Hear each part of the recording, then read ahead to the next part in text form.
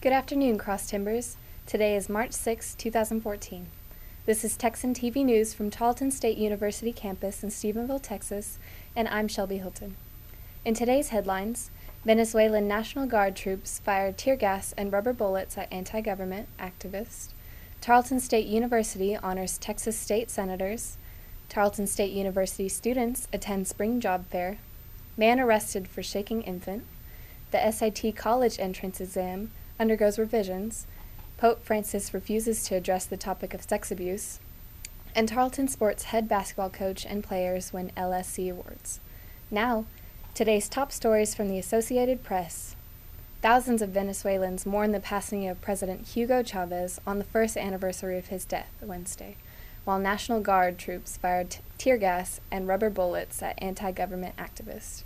Chavez's successor, President Nicolas Maduro, angrily announced that he would break off relations with Panama, which he accused of being a lackey of the U.S., and conspiracy to topple his government. Maduro said he made the move because Panama asked for the Organization of American States to study the situation in Venezuela. Maduro said Venezuelans don't accept the interventionism of anyone because our international policy is a policy of peace, of cooperation, of respect, of the anti-imperialist Latin American Union. Despite the protests, for many, Wednesday's pomp-soaked anniversary of Chavez's passing was a time for sadness and nostalgia. Thousands gathered at the capital's parade grounds to honor the socialist leader who died of cancer on March 5, 2013. In campus news, from Tarleton's Media Relations, Tarleton and the Texas A&M University System honored Texas State Senators Jane Nelson and Craig Estes with A&M System Chancellor John Sharps, friend of the Texas A&M University System. The senators were honored for their efforts during a reception Tuesday in the Barry B. Thompson Student Center. Tarleton President Dominic DeTavio and Vice Chancellor of Federal and State Relations for the Texas A&M University System, Tommy Williams, presented awards. DeTavio said, "Through our shared commitment to the future of Texas, the Texas A&M University System and our state legislators are leading the way for quality higher education across our nation." In regional news from the Stephenville Empire-Tribune, with graduation just around the corner, Tarleton State University students gathered at the Barry B. Thompson Student Center ballrooms Wednesday to attend a spring job fair. Brian Powell with FWT Consulting said his company was at the fair because the kids from Tarleton are down-to-earth, hard-working individuals. They are just looking for an opportunity to get started somewhere, and we've had extremely good luck with Tarleton students. Students were required to dress in professional attire and submit resumes. Among the students in attendance was Roosevelt Oakfor, a senior at Tarleton. He said he came to the job fair because he's graduating next May and thought he should start exploring his opportunities and see what's available. He said students need opportunities to show employers that they're worth hiring and that they are willing to make something of themselves. And now, today's Texas, national, and international news from the Associated Press.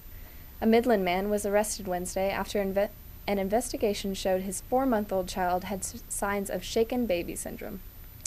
Michael J. Bragg, 18, was arrested Wednesday on a third-degree felony charge of injury to a child, causing bodily injury. Midland County investigators responded to a call on February 6 when the baby was having trouble breathing. The child was transported to Midland Memorial Hospital, where it was determined that the infant had a skull fracture. The infant was then transported by helicopter to a Lubbock hospital, where further evaluation showed retinal hemorrhaging, which is consistent with shaken baby syndrome. If convicted, Bragg faces up to 10 years in prison. In national news, the SAT college entrance exam is undergoing sweeping renovations. Changes in the annual test that millions of students take include an optional essay, no penalties for wrong answers, and eliminating complicated vocabulary words in favor of words more commonly used in school and on the job. College Board officials said Wednesday the update, the first since 2005, is needed in order to make the exam a better representative of what students study in high school and the skills that they need to succeed in college and afterward. The test should offer worthy challenges, not artificial obstacles, said College Board President David Coleman at an event in Austin, Texas. The new exam will be rolled out in 2016 and will continue to test reading, writing, and math skills with an emphasis on analysis. Scoring will return to a 1,600-point scale with a separate score for the optional essay, and for the first time, students will have the option of taking the test on computers. In international news, Pope Francis is coming under increasing criticism that he simply doesn't get it on his sex abuse. 3 months later, after the Vatican announced a commission of experts to study the best practices on protecting children, no action has been taken, no members have been appointed, and no statute outlining the commission's scope has been approved. Francis hasn't met with any victims and hasn't moved to oust a bishop convicted in 2012 of failing to report a suspected abuser. On Wednesday, he insisted that the church has been unfairly attacked and abused, using the defensive rhetoric of the Vatican.